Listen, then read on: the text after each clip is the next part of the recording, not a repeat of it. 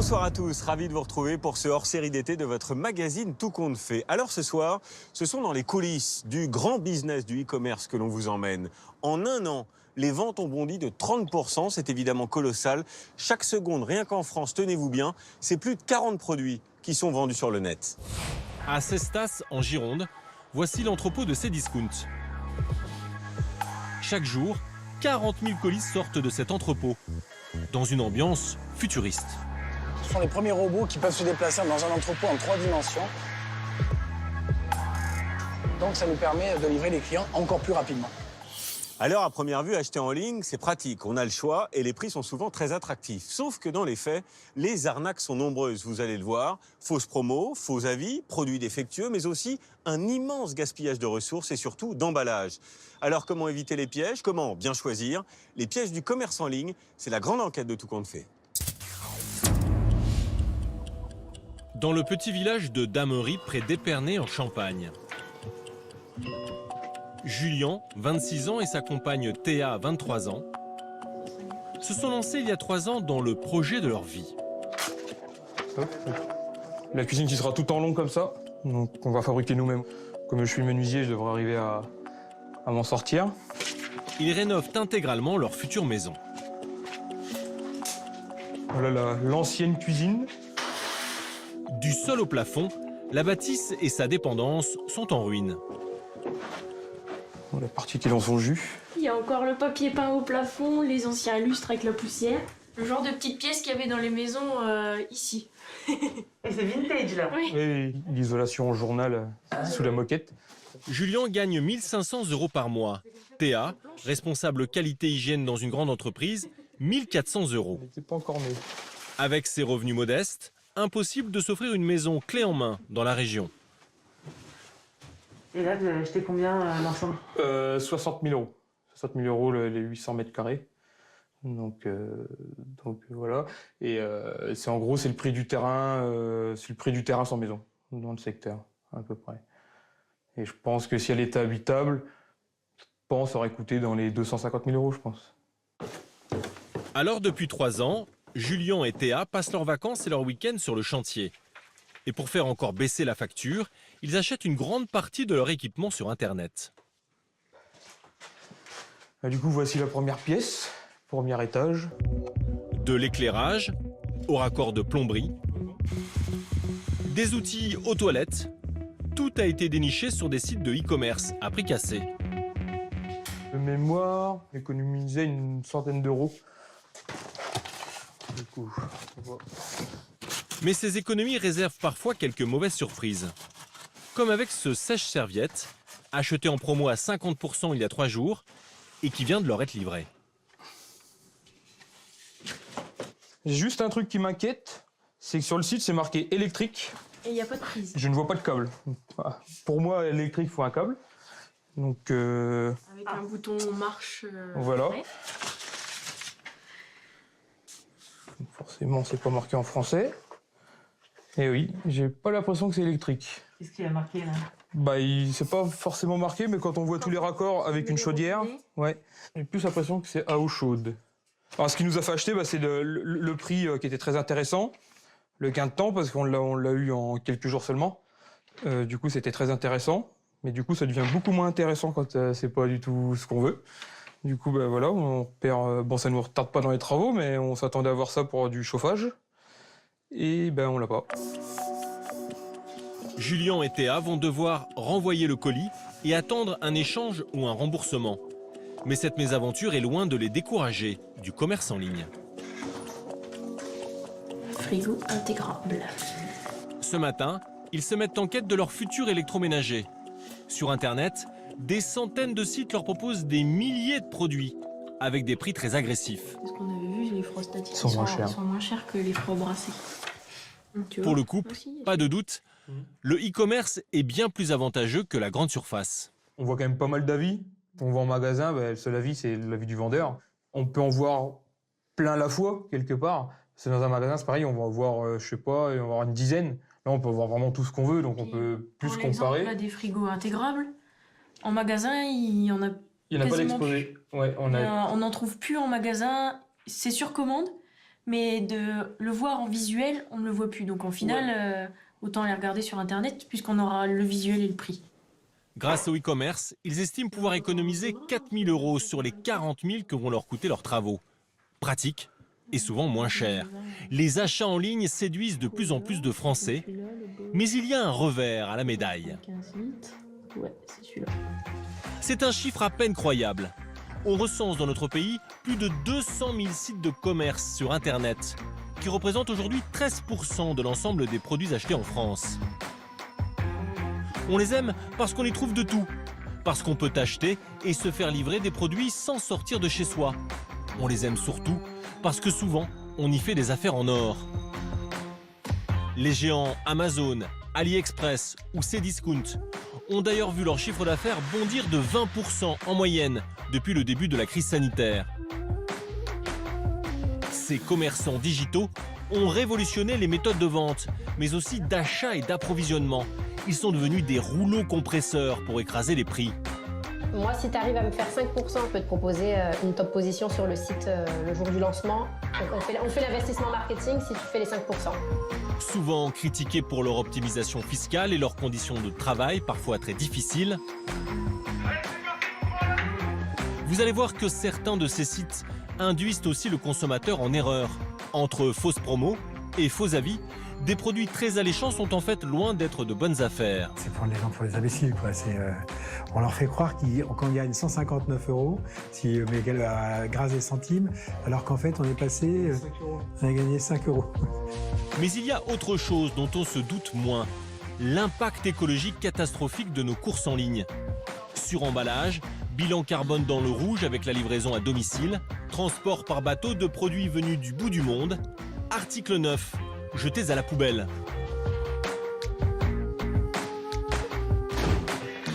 Face à sa toute-puissance et à sa progression apparemment inéluctable, nous allons vous révéler les aspects beaucoup moins séduisants du commerce en ligne. Sur la sécurisation du... là, en fait, Ce succès du e-commerce, Julien Bouet et Marc Le Verger peuvent facilement en témoigner. fermé en haut, quoi. En fait, il faut juste... Ouais, c'est ça. Je pense qu'il faut que les jardiniers repassent aussi, parce que sinon... À 38 ans et 50 ans, ils sont les fondateurs de Brico Privé, l'un des leaders français du bricolage en ligne. Ils ont installé la fébrière. Ça, c'est des claustras. Et, Ils visitent aujourd'hui les futurs locaux de leur entreprise. Avec leurs 100 salariés, ils vont bientôt s'installer dans cet immeuble 8 fois plus grand que le précédent et beaucoup plus moderne. c'est pas qu'elle serait aussi jolie, quoi. Alors ici, on a le futur espace restauration. Voilà. Donc en fait, on recrée une cafétéria qui aura, dans l'esprit, c'est vraiment esprit brasserie. Donc avec des tables, plutôt tables bistrot et des banquettes. Donc là, c'est justement l'usine qui est en train de livrer, donc on ne peut pas faire plus live. Une cafétéria qui se veut cool et branchée, 2 salles de sport à l'étage, et tout en haut, ce rooftop, avec vue panoramique sur Toulouse. L'achat de l'immeuble et les travaux leur coûte 5 millions d'euros, un investissement à la hauteur de la croissance fulgurante de cette entreprise. Là, c'est salle de réunion. C'est réu ou bureau fermé? Bureau fermé, je pense. Tu vois, ça, c'est le plan d'implantation. Les deux entrepreneurs ont créé leur business il y a 9 ans.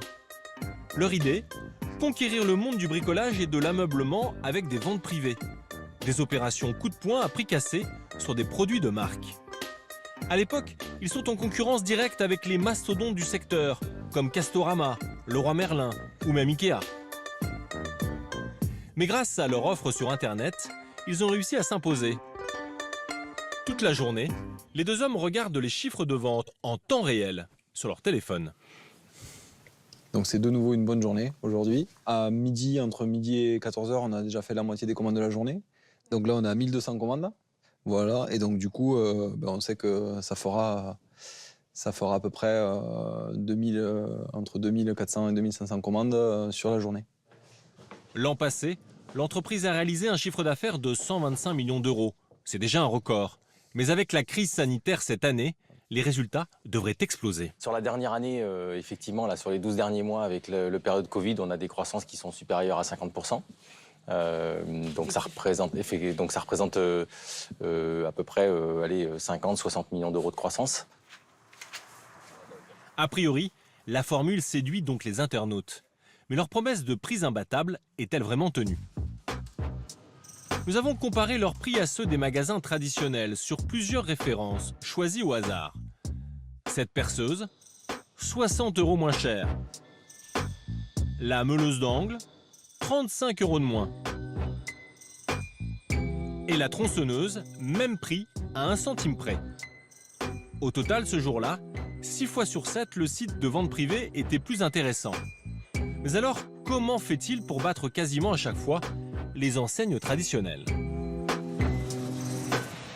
Pour être compétitif, Brico Privé utilise les mêmes techniques que toutes les entreprises de e-commerce.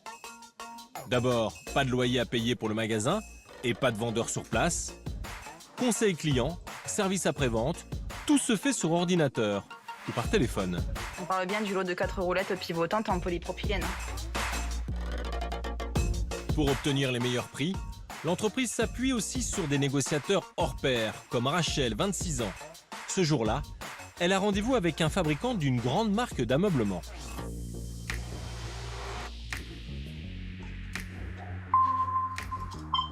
Bonjour Sébastien. Bonjour Rachel. Tu vas bien? Sur le site, Ça va et toi? Oui. ce canapé est vendu 699 €. Mais Rachel veut encore baisser son prix de 100 €. Un gros coup. Pour ça, il faut renégocier le prix d'achat avec le fournisseur et obtenir 5% de réduction. Premier levier, la quantité. Pour cette remise de 5%, tu sais que nous, on a toujours besoin de volume. Donc toi, quels seraient les prévisionnels de vente sur ce type de produit-là? Donc je peux te prendre 2 camions avec 60 pièces de l'anthracite et 60 pièces du gris clair. 120 pièces, c'est un peu léger. Pour ce type de demande, on est en minima autour des 6 camions. 6 camions, je pourrais pas. 6 camions, soit 360 pièces demandées par le fournisseur. 4 camions complets. D'accord. C'est 4 camions. Je pourrais pas plus, ouais. Par rapport à la demande de... L'offre de Rachel ne suffit pas pour convaincre. Elle va donc sortir un autre argument choc. Faire connaître la marque auprès des 10 millions d'inscrits sur le site. En termes de marketing, je peux te proposer une top position sur le site le jour du lancement. Plus, si tu veux, on peut mettre un slider sur la homepage qui fait que tu seras toujours visible sur la page d'accueil Brico Privé, quel que soit le jour de vente. Grâce à leur site très fréquenté, les entreprises de e-commerce peuvent monnayer l'exposition qu'ils offrent à leurs clients. Donc on fait l'investissement marketing si tu fais les 5%. En 15 minutes, l'affaire est pliée. Ouais, c'est un deal plutôt intéressant, donc allons-y. Rachel pourra vendre son canapé 599 €, comme elle le souhaitait, tout en conservant une marge autour des 30%. Grâce à ce type de négociation, le site est le plus souvent moins cher que ses concurrents. Mais avoir les prix les plus bas ne suffit pas. Encore faut-il le faire savoir. Alors du coup, pour la mise en avant du canapé, est-ce que tu veux qu'on change quelque chose? En fait, il y a trop de texte là. C'est-à-dire que par son esprit moderne et élégant, le client ne va pas comprendre. Les points forts, c'est 4 places, avec coffre et convertible. C'est le rôle de Anne-Laure, directrice marketing. Et qui est à moins de 600 €. Donc ça, c'était l'événementiel, voilà. Ça, c'est... Cherche le point fort, c'est celui-là. Simple, efficace, c'était bien. Pour attirer le chaland, elle insiste sur la présentation de l'offre. Et en 2 clics. C'est presque aussi important que le prix, le visuel. Donc notre métier, c'est d'avoir des offres incroyables et puis de le dire. Pas simplement de le faire, de le dire. Voilà, de le montrer. Voilà. Autre défi du commerce en ligne, assurer une livraison d'un temps record pour satisfaire des clients de plus en plus impatients. Brico Privé dispose de 3 entrepôts et celui-ci est spécialisé dans les articles que le consommateur veut recevoir rapidement. Tondeuse, peinture ou petit outillage. Donc en termes de stock, là, le taux d'occupation, tu sais à combien on est à peu près? Le taux d'occupation, là, on est dans les 65%. Et tout le site stocke ici plus de 2000 références. En évitant de passer par ses fournisseurs, Julien peut expédier ses produits en 24 heures et répondre aux exigences du consommateur. Aujourd'hui, on a de plus en plus de clients qui sont habitués à commander le matin et à être livrés le lendemain chez eux. Et c'est ce que nous, on arrive à faire, comme disait Laetitia, sur 12 000 références qui sont les références principales du bricolage. Mais pour en arriver là, il a dû récemment investir dans cette machine à 1,5 million d'euros, entièrement automatisée. Elle est capable d'emballer 3 fois plus vite qu'un opérateur manuel. Exemple, avec cette perceuse traitée en moins de 30 secondes.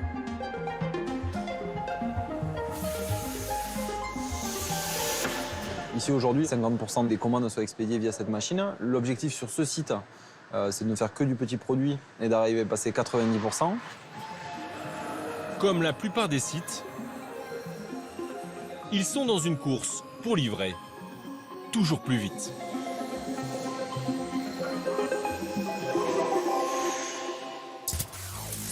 Des livraisons rapides, un large choix, des prix cassés, voilà donc comment le e-commerce séduit. Mais il y a une autre facette, moins séduisante celle-là pour le consommateur, car un certain nombre de ces sites sont aussi très doués pour abuser de votre confiance. Entre fausses promos et faux avis, certains dépassent même les limites de la légalité pour vous persuader d'acheter. Sur Internet, les promotions et les prix barrés sont devenus tellement courants qu'on les trouve presque normaux. Pourtant, regardez. Un canapé à 499 € au lieu de 1000 €. Un aspirateur robot à moins 60%. Ou encore une télévision dernier cri presque à moitié prix. Ne serait-ce pas trop beau pour être vrai? Nous allons vous montrer que dans la réalité, ces promos alléchantes ne sont pas toujours de si bonnes affaires. Victoria, 26 ans, traque comme beaucoup d'entre nous ses ristournes sur Internet. Aujourd'hui, elle vient de recevoir ce colis. À l'intérieur, des vêtements et ce petit sac. Au final, je l'ai payé une dizaine d'euros, alors que de base, il est à 50. Et jamais j'aurais payé ça 50 €, jamais. Une ristourne de 80%. Pour son téléphone, c'était un peu moins, 50% seulement. Je l'avais eu pour 350 € alors qu'il coûtait dans les 600-700 €. Quasiment moitié prix pour exactement le même téléphone. Ça vaut complètement le coup. En ce moment, Victoria cherche un casque audio pour faire plaisir à son frère. Il affiche une promo inouïe. C'est dingue parce qu'il y en a un qui a 100 € de base et là il est à 12,34 €. 87% d'économie. Ça aguiche, je pense. Évidemment que ça aguiche quand tu vois en rouge, en gros, réduction. Même sur les sites de vêtements, c'est le bandeau avec la réduction en cours. Je pense que ça me fait un peu acheter. Je pense que ça, en tout cas, ça va provoquer le déclic. Avec ces réductions, elle pense être gagnante, faire de bonnes affaires. Mais est-ce si sûr? Près de la Défense à Paris, une petite séance de projection va nous éclairer. Ça, tu prends le beau. Alors, on va allumer ça, éteindre la lumière. Jean-Baptiste Prieur est lui-même étonné de ces milliers de prix qu'il a collectés sur les sites des grandes enseignes. Sur l'électroménager, le multimédia et la téléphonie.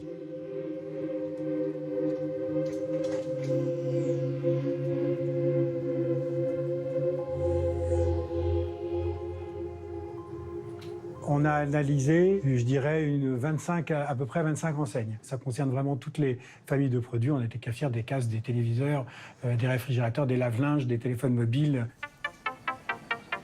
Il est à la tête de NetVeil System, une entreprise spécialisée dans les relevés de prix qui offre ses services aux grandes enseignes. Pour nous, avec son chef de projet, Pierre Malot, ils ont passé au crible les pratiques des e-commerçants au moment des dernières soldes d'été. Et ils se sont aperçus qu'une fois sur 5, le consommateur serait trompé. Sur le jour des soldes, on a noté 4739 soldes, on a dénombré 939 fausses soldes et ça nous laisse 3800 soldes réels. C'est-à-dire qu'on est passé à une proportion 20% de fausses soldes. Ce qu'il appelle des fausses soldes, c'est lorsque des enseignes se livrent à une manipulation des prix que peu de consommateurs imaginent, à l'approche des périodes de promo. Démonstration. On passe au cas d'un produit Cdiscount, vendu par Cdiscount. Il s'agit d'un ordinateur Lenovo. 2 semaines avant les soldes, nous avons un prix à 279,99 € qui grimpe en l'espace d'une journée à 339,99 €. Le 27 juin, il repasse à 249,99 €. Nous avons une différence de seulement 30 €, là où on veut nous faire croire qu'il y a une différence de 80 €. Ça donne au consommateur du coup l'impression de faire une super affaire. Voilà, exactement. Puisque pendant 15 jours, si le consommateur surveillait un peu son produit, il a pu croire que le produit était vraiment à ce prix-là. Exactement. Alors qu'avec un historique de prix un peu plus poussé, en ouvrant la fenêtre un peu plus, on se rend compte que non, là on n'est rien.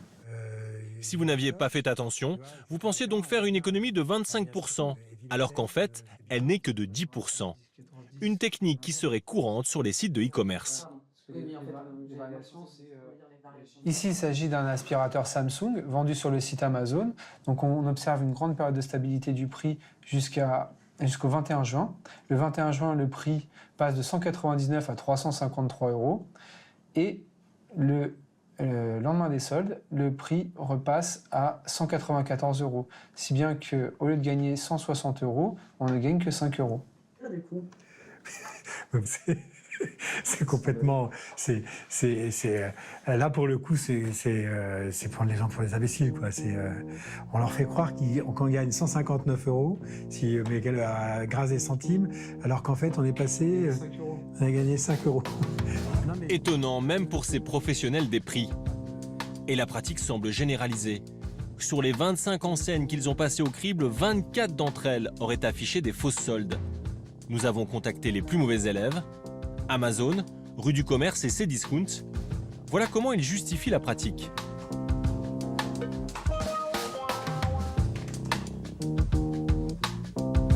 Nous vous confirmons que le prix soldé de chacun de ces articles était bien inférieur au prix de vente le plus bas, pratiqué par Amazon au cours des 30 jours précédant la date du début des soldes. De son côté, Cdiscount explique que la promo affichée faisait référence non pas au prix le plus haut, mais au prix le plus bas des 30 derniers jours. L'enseigne n'en apporte pas la preuve et justifie ainsi la variation des tarifs. Cela s'explique par la vie du marché sur lequel nous nous attachons à nous aligner. Que font les pouvoirs publics pour protéger le consommateur face à ces pratiques commerciales trompeuses? Il y a 4 ans, la répression des fraudes a sanctionné 19 entreprises qui auraient pratiqué de fausses promotions. 2,4 millions d'euros d'amende qui ne semblent pas assez dissuasives pour les e-commerçants. Et le phénomène n'est pas prêt de s'arrêter, car depuis quelques années, des milliers de petits commerçants sur Internet ont fait de la fausse promo une stratégie commerciale. Ce sont ces sites qui prolifèrent, dont vous ne connaissez pas le nom. Ils proposent des climatiseurs, des écouteurs sans fil ou des montres. Derrière ces pages de produits gadgets, il y a souvent une seule personne qui vous propose des produits commandés en Chine et expédiés directement chez vous. Cela s'appelle le dropshipping. Souvent, il vous appâte avec des promos hallucinantes, comme avec cette brosse à maquillage qui était en super promo. Nous l'avons payé 29,95 € au lieu de 59,90 €. Mais nous avons aussi trouvé ce qui semble être le même produit sur AliExpress, l'Amazon chinois. Nous l'avons commandé en même temps, mais à 10,59 €.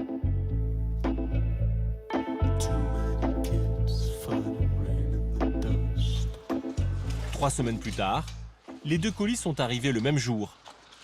Première surprise, ils sont emballés dans le même type de paquet. Et au déballage, plus de doute, il s'agit de la même brosse, la même marque, les mêmes caractéristiques. Sauf que le produit soi-disant promo à droite a coûté 3 fois plus cher. Pour convaincre les consommateurs de ces fausses bonnes affaires, ces commerçants font appel à des gens qui ont beaucoup d'influence, notamment sur les jeunes. Dans le nord de la France, à Bunicourt, Laure, 22 ans, assistante juridique, passe chaque jour un certain temps devant ce qu'on appelle les influenceurs. J'avais pas prévu d'accoucher comme ça, je voulais vraiment accoucher par voie naturelle, donc ça a été quand même un choc pour moi, mais voilà, ça va mieux dans ma tête. Au moins, ça nous sort de la routine, en fait, de la vie de tous les jours.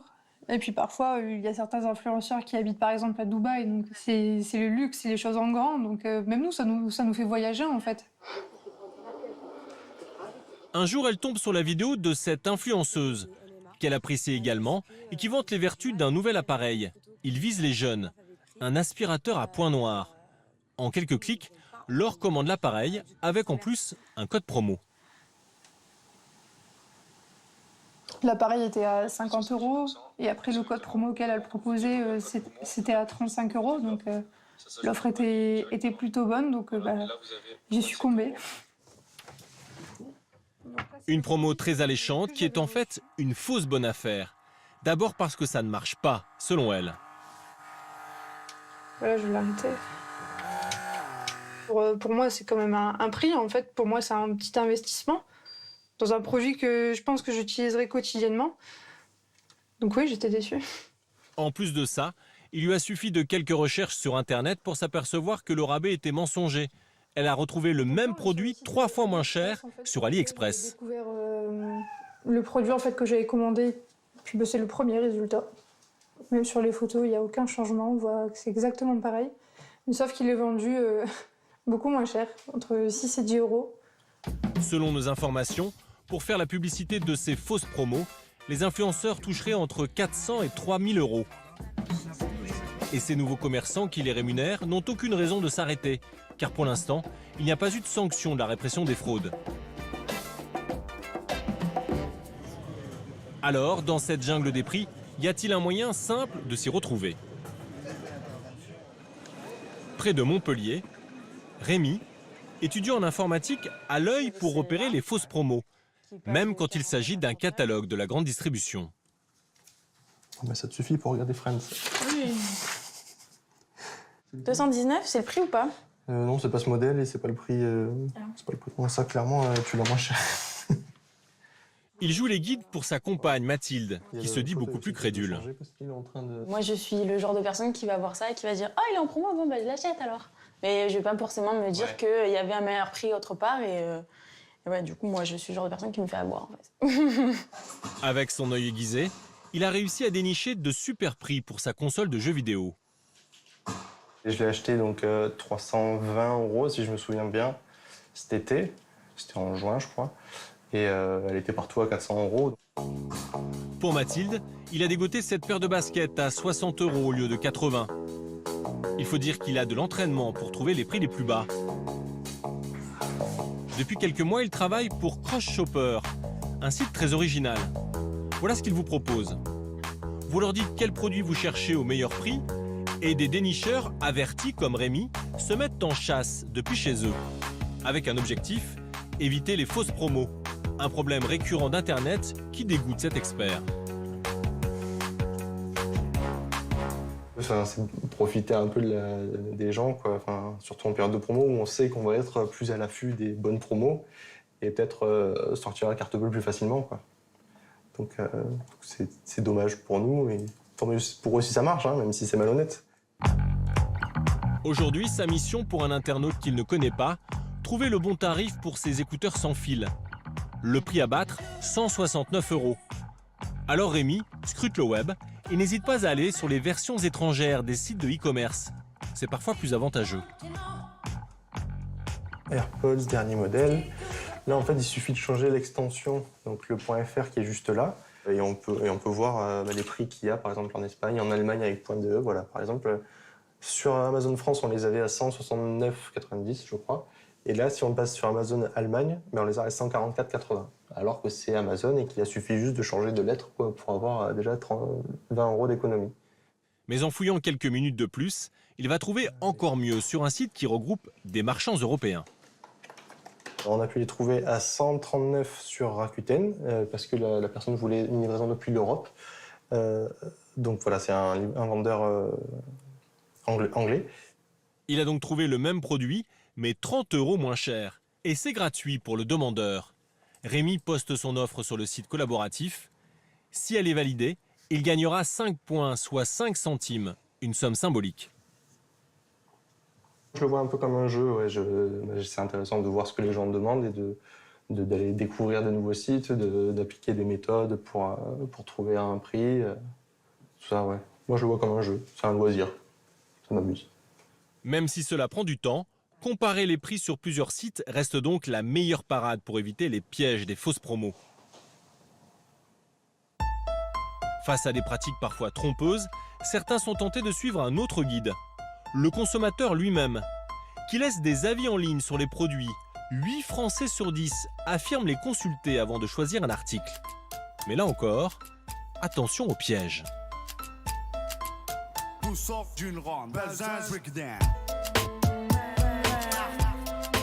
À Niort, Tiffaine se demande encore comment elle a pu tomber dans le panneau. Il y a 2 mois, cette jeune maman est attirée par une publicité pour des extensions de cheveux. D'ordinaire méfiante, elle est vite rassurée sur le sérieux du site internet. Un paiement sécurisé, un achat satisfait ou remboursé, elle lit même « Société française élue numéro 1 par le magazine Elle ». Mais à l'époque, ce qui la convainc le plus, ce sont les avis. Donc là, on voit 25 avis 5 étoiles. On voit l'avis de Edith qui a utilisé cela pour ajouter plus de volume à son chignon pour son mariage. Linda, donc reçu rapidement et conforme à la description, je recommande, 5 étoiles. Du coup, je dégaine la carte bleue et j'achète. 1 mois et demi plus tard, elle reçoit le colis et regrette très vite les 30 € qu'elle a dépensés. C'est une qualité complètement horrible. Je pense que ça vaut pas plus d'1 € pièce. Là, on voit toutes les coutures. Et puis les cheveux sont tout filasseux. Là, vous voyez, les cheveux, ils s'en vont tout seuls, quoi. C'est pas ce qu'on attend. En consultant la page Facebook du site, Tiffen découvre d'autres victimes. Laura, par exemple, a acheté une brosse soi-disant miracle, censée lisser les cheveux en un temps record. Contactée par Tiffen, elle lui explique qu'elle aussi s'est fait avoir par les avis. Il n'a rien de révolutionnaire, il est vraiment bas de gamme, quoi. Je l'ai essayé et ça marche pas du tout. Et comment vous les avez trouvés? Alors, je les ai trouvés sur Instagram. J'ai vu de la pub, j'ai vu des commentaires qui étaient tous hyper élogieux. Avant l'achat, ça m'a rassurée, c'est ce qui m'a poussée à acheter. On est déjà, entre guillemets, en position de faiblesse quand on achète sur Internet. Donc, on se raccroche à des avis positifs qui, en fin de compte, sont un peu étranges, quoi. Il serait même, selon notre enquête, totalement bidonné. La photo de cette petite fille, par exemple, se retrouve des centaines de fois sur Internet. Ici pour illustrer des vêtements pour enfants, sur ce blog, et même en couverture d'un livre. Pareil pour Edith, la fameuse mariée qui inspirait tant confiance à Tiffen. Sur d'autres sites, elle s'appelle Melissa, Cheryl en anglais, Giancarla en portugais, et même Achille. Nous avons compté une dizaine de prénoms et de témoignages différents. Interpellé sur ces faux avis, le site n'a jamais répondu. D'ailleurs, d'après nos informations, cette société n'est pas française. Elle serait en réalité suisse, implantée à Lausanne. Quant au magazine Elle, ils assurent ne jamais avoir entendu parler de cette marque, qui par ailleurs risque gros. Aux yeux de la loi, rédiger des faux avis est une pratique commerciale trompeuse, passible de 2 ans d'emprisonnement et de 300 000 € d'amende.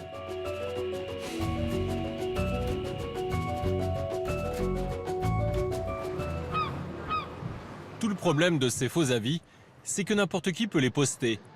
Mais à Marseille, une entreprise pense avoir trouvé la parade. À quelques pas du Vieux-Port, Romain Zaleski est sur le point de décrocher un nouveau contrat. Ce commercial travaille depuis 5 ans chez Avis Vérifié, une entreprise qui récolte les avis des consommateurs, vérifie qu'ils sont authentiques et les publie ensuite sur le site des marques. Oui, bonjour, je vous appelle par rapport à votre inscription sur notre plateforme d'avis. Ce matin, au bout du fil, un patron très remonté contre ce qu'il pense être des faux avis. Effectivement, on a été tout simplement victime de tentatives de dégradation de notre note via tout simplement de faux avis. On suppose que c'est un de nos concurrents quasiment formel, mais malheureusement, on n'a pas la preuve concrète. L'homme a créé une société qui organise des soirées dans des bus à Paris. Tout à fait. Donc vraiment qu'aujourd'hui, les avis soient certifiés et qui émanent bien de nos clients, qu'ils soient authentiques. Donc nous, cette problématique-là, on va y répondre parce qu'aujourd'hui, on garantit le fait que les avis qu'on va déposer sur votre site sont des avis de vrais acheteurs. Partie publication des avis. Si le contrat est signé, l'organisateur de soirée devra payer 159 € par mois. Avec 6000 clients dans plus de 20 pays, cette start-up créée en 2012 connaît un succès phénoménal. Elle emploie aujourd'hui 90 personnes et gère les avis des grandes enseignes comme Darty, SFR ou la SNCF. Cette sorte de label garantit que tous les commentaires, bons ou mauvais, sont publiés et que la marque ne peut pas les retirer. Mais son arme absolue, c'est la preuve d'achat, avec un système tout simple. Une personne qui aura acheté sur ce grand site de bricolage va recevoir derrière un email dans lequel on va rappeler la date d'achat et le détail de l'achat avec le détail des produits ici. Et on donne un lien, donnez votre avis, pour que la personne accède à un formulaire de dépôt d'avis. Nous, en back-office, on est capable de relier ces avis-là à de véritables acheteurs et surtout de véritables commandes. Quand je clique ici, je peux voir le nom, le prénom et l'email du consommateur. Je peux aussi voir dans quel magasin il a acheté ses produits. Et il a acheté des placards et des modules de rangement. Et j'ai son adresse. Cette preuve d'achat semble a priori imparable pour lutter contre les faux avis. Mais des commerçants malhonnêtes ont déjà trouvé la riposte.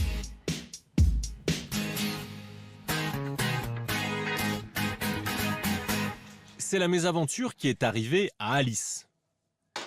Il y a 7 mois, cette mère de 3 enfants se connecte sur une plateforme de réservation et prend rendez-vous pour une épilation dans un institut qui vient d'ouvrir à côté de chez elle. Donc, j'ai regardé les avis. Il y en avait une dizaine, ils étaient tous excellents. Donc, j'y suis allée plutôt en confiance. Mais une fois sur place, le soin se passe très mal. En rentrant, elle reçoit un mail lui proposant de laisser un avis. La fameuse preuve d'achat censée garantir l'authenticité des commentaires. Alice saute alors sur l'occasion et ne mâche pas ses mots. J'ai acheté hier sur votre plateforme une épilation. Je n'ai jamais autant souffert lors d'une épilation. Et à la fin, l'esthéticienne me tend de la biafine pour que je m'en mette. Le soir même, son avis est publié. Mais le lendemain, surprise, la plateforme l'appelle et lui propose un remboursement contre le retrait de son commentaire. J'étais vraiment hyper étonnée. Je leur ai dit, écoutez, oui, moi je veux bien être remboursée parce que honnêtement, c'était vraiment pas de la qualité et je pense que ça mérite remboursement. Mais par contre, je trouve que d'un point de vue éthique et transparence pour les consommateurs, proposer le remboursement contre retrait de l'avis, c'est vraiment pas correct. Ce à quoi elle m'a dit, bah oui, mais c'est comme ça. Donc, si vous voulez qu'on vous rembourse, il faut qu'on retire votre commentaire. Alice refuse le chantage. Pourtant, à peine a-t-elle raccroché que son avis est supprimé et son compte crédité de 32 €, le remboursement du soin. Choquée, elle réclame des explications. L'enseigne lui répond et parle d'un dysfonctionnement.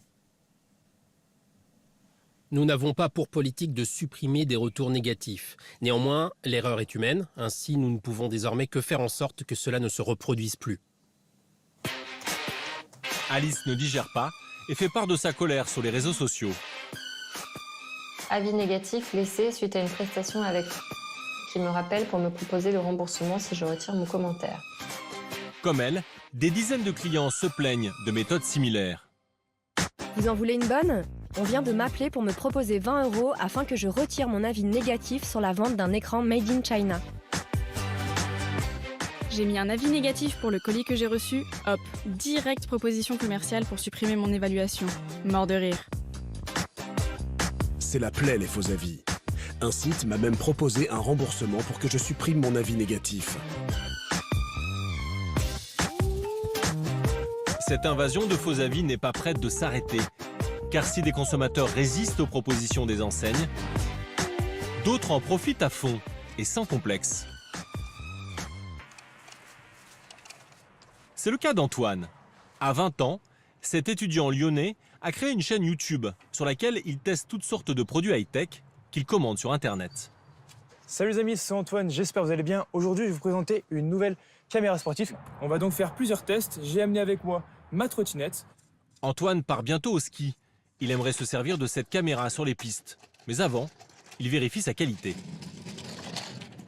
Déjà, niveau batterie, elle tient quand même pas mal. Les plans vidéo sont assez de bonne qualité. Et cette caméra, alors vous l'avez achetée combien ? Je l'ai pas du tout achetée, je l'ai eu gratuitement. Elle vaut en réalité une 50aine d'euros. Et si Antoine ne l'a pas payée, ce n'est pas parce qu'il est un influenceur. C'est parce qu'il a promis au fabricant de laisser un avis très positif sur le produit, quel que soit ce qu'il en pense vraiment. Grosse partie, on va dire, il y en a que j'ai pas pu mettre ici aujourd'hui. J'ai eu par exemple des coques de téléphone, des verres. Grâce à cette technique, il ne se refuse rien. Des casques Bluetooth pour écouter la musique. Si on passe du coup sur les vêtements, j'ai eu 2 paires de chaussures, 2 belles montres. En 2 ans, Antoine a reçu gratuitement l'équivalent de 1500 € de matériel, sans aucun effort ou presque. La combine, c'est d'abord de s'inscrire sur des groupes Facebook de testeurs de produits. Il en existe des dizaines. On y trouve des annonces hallucinantes laissées par des vendeurs ou intermédiaires. Gratuit, à tester, écouteurs Bluetooth, remboursement à 100% en échange d'un commentaire 5 étoiles sur le produit.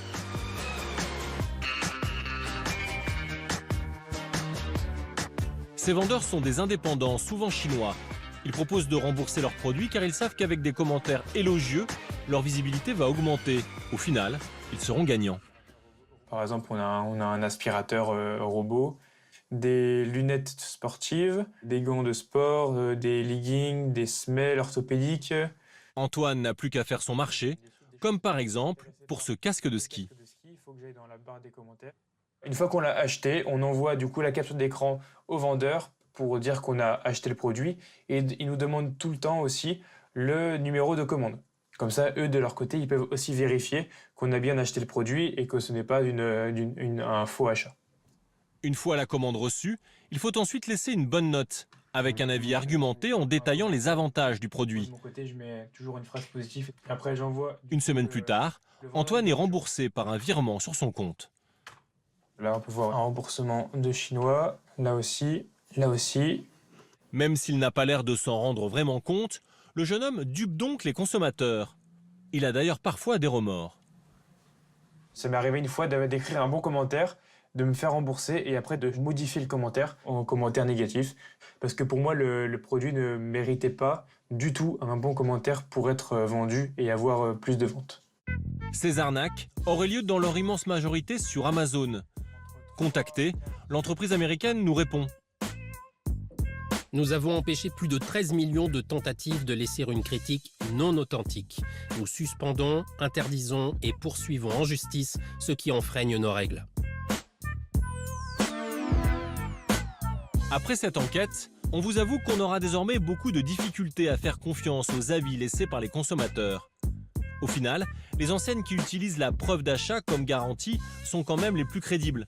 Et si vous voulez vous renseigner avant d'acheter, sachez que la plupart des sites internet expliquent comment ils gèrent leurs avis, souvent dans les conditions générales d'utilisation. Et vous allez voir que ça n'est pas le seul défaut du e-commerce, car en plus de tromper parfois le consommateur, ces produits qui viennent souvent du bout du monde ont aussi un fort impact sur la planète et la question du suremballage. On estime par exemple que dans chaque colis transporté, il y a plus de 40% de vide. Ce qui veut dire que sur un an, à l'échelle mondiale, ce serait l'équivalent de 61 millions de containers qui circuleraient remplis d'air. Pour prendre l'ampleur de cet incroyable gâchis, nous faisons un test et passons commande sur Internet. J'avais repéré une malle en bois qui est très jolie, que je vais prendre. Je vais aussi prendre de l'encens, c'est marqué 100% naturel. Un petit produit qui tient dans la main, auquel nous ajoutons des lacets, une ampoule et un flacon de vernis. Au total, une dizaine d'articles dans l'ensemble peu volumineux. Alors, quelle taille vont faire les colis? Quelques jours plus tard, le séjour est envahi.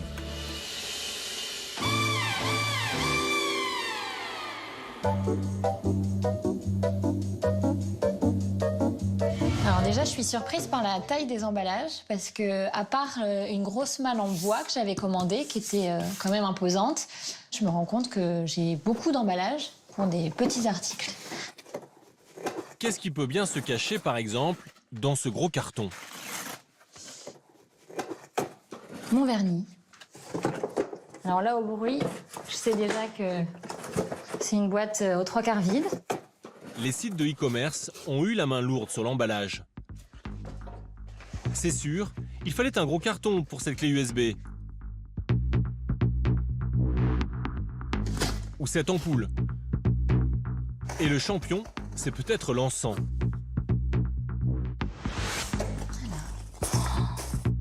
Là, je me retrouve avec du polystyrène, une boîte remplie de polystyrène, et puis du papier mousse et du papier plastique. Voilà. Résultat, avec cette poignée d'objets, nous nous retrouvons avec une montagne de déchets.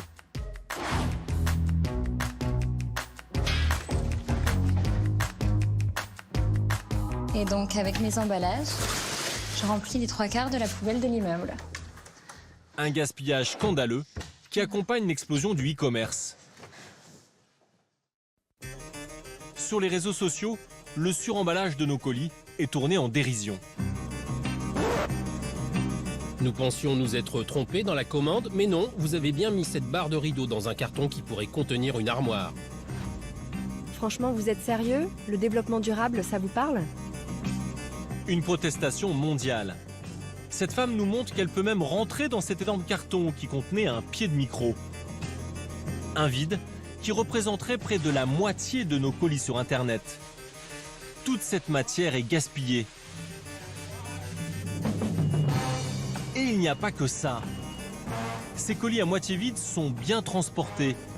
Ce serait l'équivalent de 61 millions de conteneurs qui circuleraient ainsi remplis d'air. Imaginez-vous, cela dégage en CO2 autant que la Belgique en un an. Pour rien. Comment en est-on arrivé là? Et quelles sont les solutions pour mettre fin à ce gâchis?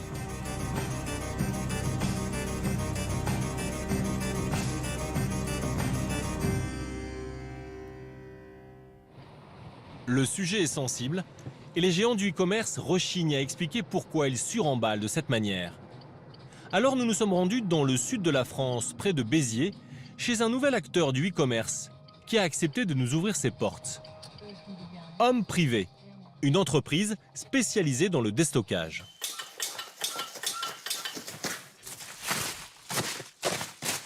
Là, c'est des S, tu les mets ici, là. Il y en a qu'un normalement.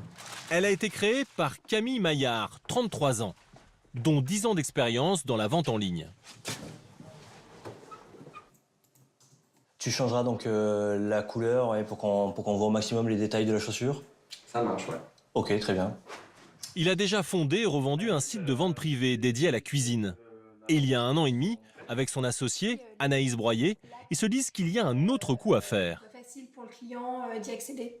Vous avez beaucoup de sites de vente privée spécifiques qui s'adressent à la femme, à l'enfant, au bricolage, au sport. En fait, il n'y avait pas de site qui s'adresse à l'homme sur la mode. Il se lance donc sur ce secteur et pour se faire une place parmi les géants du web, il casse les prix. Des chaussures, des vêtements, des montres, jusqu'à moins 80%. Ça marche très bien. Ils font déjà près de 10 millions d'euros de chiffre d'affaires. Et chaque jour, ce sont 600 colis qui sont expédiés et qu'il faut évidemment emballer. On a combien de palettes? Ok. Ça, c'est la livraison de fournitures carton qu'on utilise pour expédier les colis, notamment les colis de grande taille. Ça représente à peu près 600 cartons et c'est un stock qui peut nous durer, pour les gros formats, à peu près 2 semaines. Tu les ranges? Ouais. Ces cartons occupent des rayonnages entiers. C'est un phénomène général. L'ensemble des sites ont augmenté leur consommation de carton de 25% en 3 ans. Ici comme ailleurs, on en fait beaucoup au moment de l'expédition. Exemple, avec un objet peu encombrant. La première commande. Allez, on prend les lunettes, on y va. Ces lunettes sont déjà vendues dans un étui et une boîte. Mais là, elles sont déjà protégées, ces lunettes, non? Il y a déjà du plastique, une boîte par-dessus. Il y a besoin d'en rajouter? Il y a un vrai risque d'un point de vue transport. Une paire de lunettes par nature assez fragile, avec des verres qui sont cassants, et qu'on va être dans l'obligation de protéger au maximum. La promesse qu'on fait à nos clients, c'est que leurs produits arrivent intacts. Donc à partir de là, on est obligé de tout faire pour que cette promesse soit respectée. Il faut dire que si l'article est cassé, ils doivent le remplacer à leurs frais. Alors, comme tous les sites, ils minimisent les risques. Les lunettes vont être mises dans du papier bulle, un gros carton et du papier craft.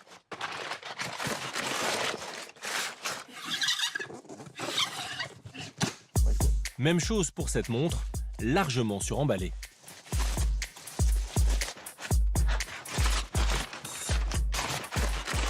Ça fait pas mal de déchets, non, au final? C'est que du recyclable. C'est que du recyclable, donc c'est vrai qu'à notre niveau, modestement, on a l'impression de faire ce qu'il faut pour ne pas trop gaspiller. Ouais. Ils ont bonne conscience, mais cette masse de carton qui va finir rapidement à la poubelle est-elle sans impact pour la planète? Première mauvaise nouvelle, comme nous trions mal, seuls 70% de nos cartons partent au recyclage. Et quand ils y vont vraiment, un autre problème se pose.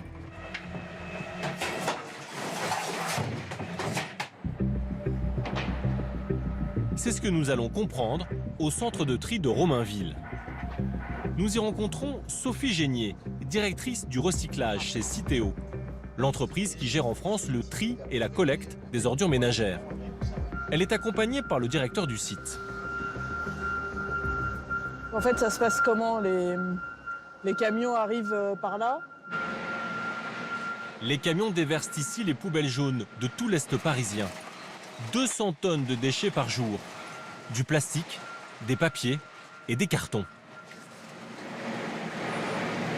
Ces derniers sont triés grâce à une succession de machines et se retrouvent sur ces lignes, où leur nombre a explosé.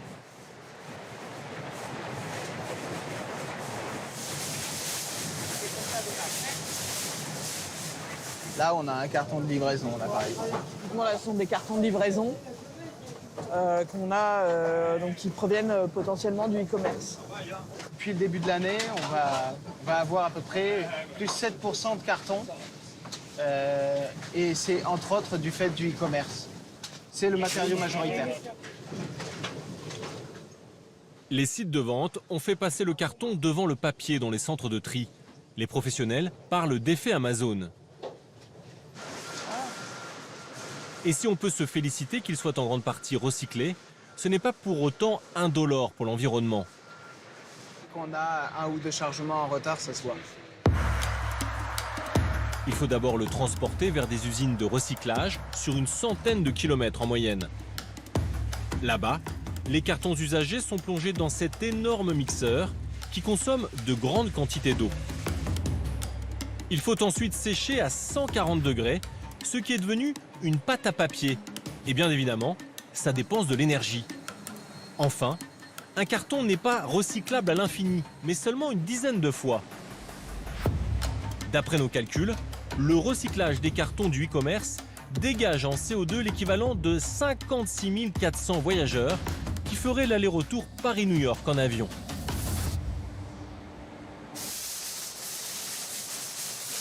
Mais s'il n'y avait que ça? Retour au centre de tri, car dans nos colis, il n'y a pas que du carton à recycler. Par exemple, le papier bulle qui va entourer nos produits de e-commerce. Voilà. Ça aussi, ça c'était un emballage de calage qui était rempli d'air avant et qui s'est dégonflé depuis. Ces emballages-là sont des emballages qui sont recyclables. Sauf qu'il y en a un qui pose problème, c'est le polystyrène. Là, ici, on a le tapis centralisateur des refus de tri. Et c'est sur cet équipement qu'on va retrouver tous les emballages non recyclables. Typiquement, le floconnage en polystyrène que j'ai dans la main, là, va se retrouver ici. Faute de filière de recyclage, ce polystyrène, minoritaire dans les emballages, sera tout simplement brûlé. Il n'aura servi que quelques heures pour caler notre colis. Rappelez-vous, nous en avions trouvé une grande quantité avec notre commande d'encens. Nous avons donc appelé le fournisseur.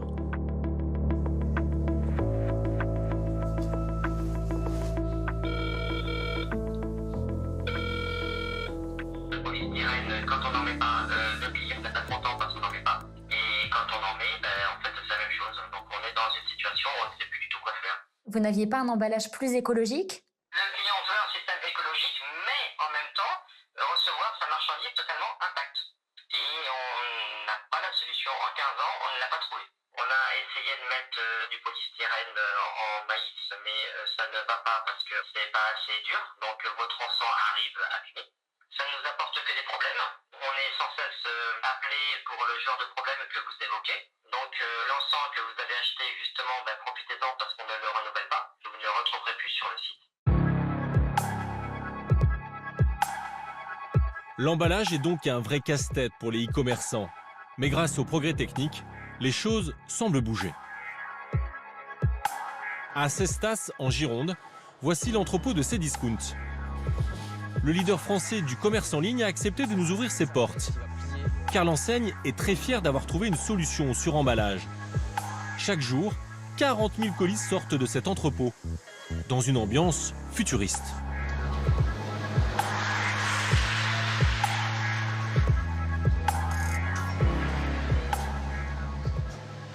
Ce sont les premiers robots qui peuvent se déplacer dans un entrepôt en 3 dimensions. Ce qui veut dire que quand le client a passé commande, moins de 15 minutes après, le produit est préparé et donc ça nous permet de livrer les clients encore plus rapidement.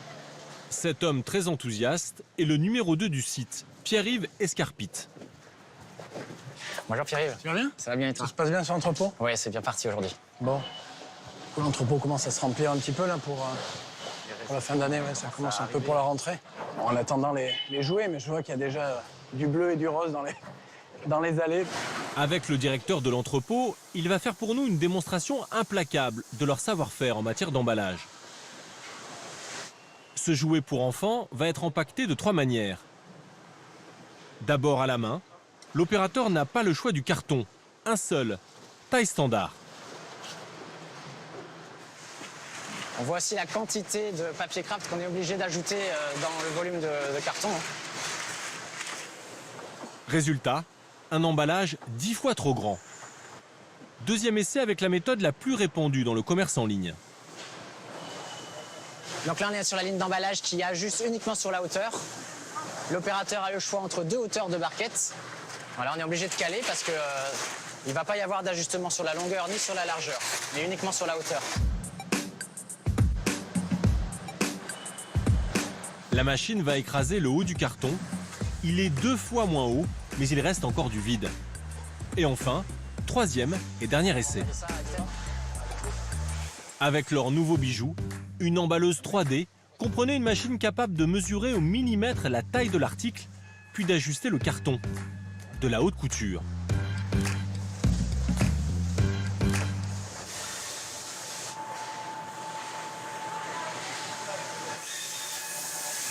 Donc là, on voit typiquement la boîte est exactement aux dimensions du produit. Entre les 3 méthodes, la différence est flagrante. La nouvelle machine ne laisse aucun vide et il n'y a plus besoin de papier craft. On l'a fait pour 2 raisons principales. Une raison environnementale, parce que notre responsabilité sociétale est de réduire notre empreinte carbone, la consommation de carton. L'autre enjeu, il est pour nos clients, parce que nos clients sont aujourd'hui très sensibilisés au développement durable. Et notre client, au-delà de ça, préfère recevoir son colis ajusté à la taille du produit qu'un grand colis avec du papier craft et un tout petit produit à l'intérieur. La démarche écolo devient donc un nouvel argument pour gagner des parts de marché. D'ailleurs, certains ne s'y trompent pas. Pour exister dans ce monde ultra concurrentiel, ils ont fait le pari de prendre le contre-pied des géants du e-commerce, avec la promesse de rendre le commerce en ligne local, écolo et vertueux.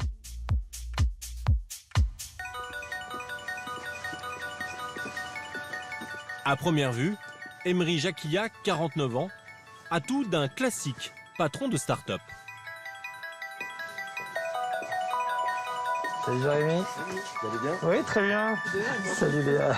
Quand il arrive dans ses bureaux épurés, il check ses salariés, qu'il tutoie pour la plupart, et prend des nouvelles des recrues. Comme boucher pour la literie. Eh ben, on s'était pas croisés, Marjorie, encore. Voilà. C'est un joli masque Made in France, c'est bien. Eh oui. Pourtant, Emery est à la tête d'une entreprise dont le nom va apparaître à certains d'entre vous un peu ringard, la Camif, avec son bon vieux catalogue qui rappelle quelques souvenirs.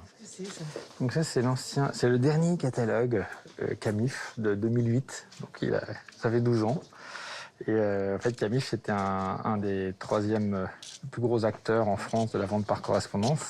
À l'origine, réservé aux instituteurs, puisque la Camif, c'était la coopérative des adhérents mutuels des instituteurs de France. C'est ça que ça voulait dire. Et voilà, et nous, quand on est arrivé, on n'a pas relancé le catalogue papier. Au contraire, il y a 10 ans, la Camif est passée au 100% digital. Et ce n'était pas la seule révolution opérée par le patron. Il a aussi décidé de proposer en priorité des produits made in France et éco-responsables. Tout l'inverse des géants du net. La plateforme est toujours spécialisée dans les produits de la maison, ameublement, électroménager ou déco. Mais à la différence des autres sites, ses logos sont mis en avant. Un drapeau français pour le Made in France, une petite feuille d'arbre pour le développement durable, ou encore ce sapin qui indique les produits faits à partir de matières recyclées.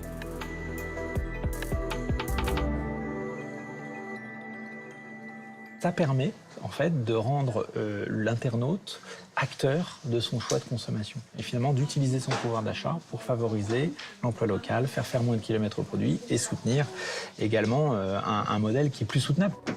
Mais changer de modèle, tout en restant compétitif, c'est un défi de tous les jours. Il faut d'abord trouver des fournisseurs les plus proches possibles pour réduire le coût du transport. On n'a pas besoin de prendre un avion pour aller voir ses fournisseurs, mais juste quelques kilomètres de voiture et ça suffit. C'est bien. Emery travaille avec une centaine de fabricants dans l'Hexagone, dont certains sont situés à quelques kilomètres du siège de son entreprise. Pour nous prouver qu'il est possible de produire en France, il nous emmène chez un fabricant de matelas, à Niort. Bonjour Emery. Nicolas. Vous allez bien Nicolas Pellan, directeur de la marque Ebac.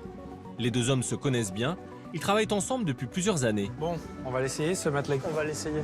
Donc le voilà. Sur son site, le e-commerçant propose plusieurs matelas de cette marque, vendus entre 450 et 900 € pour un matelas 2 places. Des prix dans la moyenne du haut de gamme. Mais alors comment ont-ils réussi à tordre le cou à une idée reçue qui veut que le Made in France soit toujours beaucoup plus cher? Il y a plein de gens qui pensent qu'il n'y a plus d'usines en France, qu'on ne peut plus rien fabriquer en France, que fabriquer en France, ça devient hors de prix, etc. Or, c'est pas vrai. D'ailleurs, quand tu investis dans les machines, le robot là qu'on va voir, typiquement, ça te permet quand même de maintenir le site de production en France. Pour produire en France, en restant compétitif, Nicolas Pellan a d'abord misé sur la technologie. Ça, c'est un investissement de combien, ça Une machine comme ça doit coûter dans les alentours des 500 000 € à peu près. 500 000 € pour fabriquer les cadres de sommier. Une autre machine pour tisser le revêtement du matelas. Et celle-ci pour coudre les finitions comme les poignées du matelas. En tout, la production est automatisée à 80%. Cela permet évidemment d'économiser sur la main-d'œuvre, beaucoup plus cher en France que dans des pays à bas coût.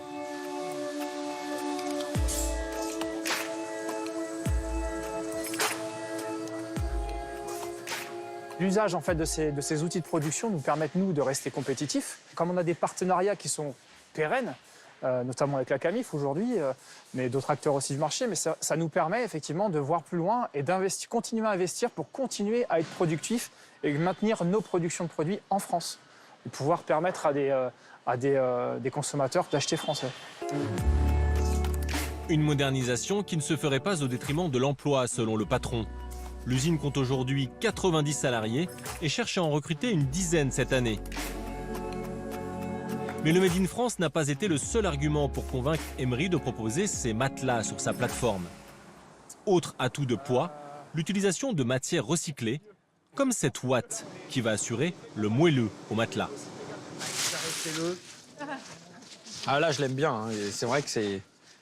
Quand tu te dis que ça, c'est du déchet plastique qui a été ramassé dans les océans, c'est juste incroyable. Hein, ça, c'est du plastique. Ouais, c'est du plastique. C'est pas du plastique, c'est des bouteilles plastiques ou du déchet plastique ramassés dans les océans par des associations qui sont ensuite collectées et traitées de manière industrielle pour devenir une fibre qu'on va utiliser dans les matelas. Et ça, c'est l'avenir. Ce rouleau, c'est l'avenir de l'économie circulaire. À l'arrivée, à dimension et qualité équivalentes, le matelas coûte 10% plus cher qu'un matelas fabriqué hors des frontières. Une différence notable, mais selon Emery, beaucoup de clients sont prêts à payer plus pour soutenir l'emploi en France et la planète. D'ailleurs, grâce à ce positionnement, la Camif est en progression constante depuis 3 ans.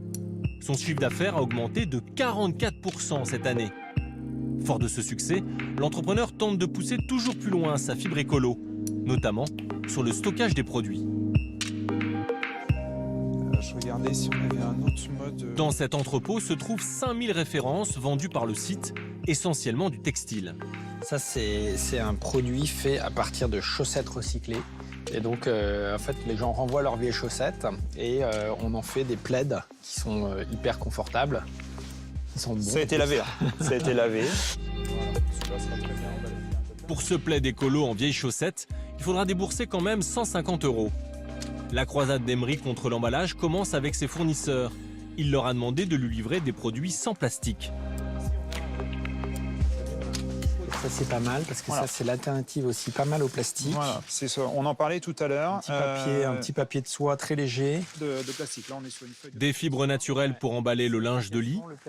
Et s'il n'y a pas d'alternative, Emery préfère qu'on lui envoie en vrac, comme avec ses serviettes. Malgré les apparences, la demande est un challenge à tous les niveaux. C'est une demande, mais elle est pas simple parce qu'elle touche des enjeux industriels à la fabrication et puis également des enjeux logistiques parce que voilà, là, on va prendre le produit à la main, on va le mettre dans une pochette après, mais il y a la poussière de l'entrepôt, voilà, donc il y a beaucoup de questions que ça pose et puis il y a l'acceptabilité par le consommateur, c'est toujours aussi la même chose, de recevoir un produit sans emballage. Et si le consommateur veut encore faire un effort de plus, il pourra même les recevoir dans un carton réutilisable. Pour 1 € supplémentaire sur sa commande, le client peut choisir de recevoir son produit dans cette pochette innovante. Et ensuite, quand il le déballera, il pourra tout simplement nous réenvoyer l'emballage en le repliant et en le mettant dans cette enveloppe T. La pochette sera ensuite nettoyée au Havre dans une entreprise spécialisée avant de repartir dans le circuit. Et voilà, bref, on est reparti pour un tour. Et ça repart, ça repart, ça repart. Elle est ainsi utilisable 100 fois et évite le gâchis de carton. Le dispositif, qui ne représente que 5% des envois, est destiné à être généralisé. Produire en France, de manière plus responsable et écologique, cela semble donc possible, même dans le e-commerce. Même si dans la plupart des cas, le consommateur doit accepter de payer un peu plus cher. Un effort que de plus en plus d'entre nous se disent prêts à faire. La moitié des Français déclarent accepter de payer un peu plus cher pour acheter plus responsable. Voilà pour cette grande enquête sur le suremballage et le scandale du gaspillage. Consommer mieux, c'est aussi moins jeter. Merci de votre fidélité, on se retrouve très vite sur France 2 et d'ici là, restez curieux. Ciao.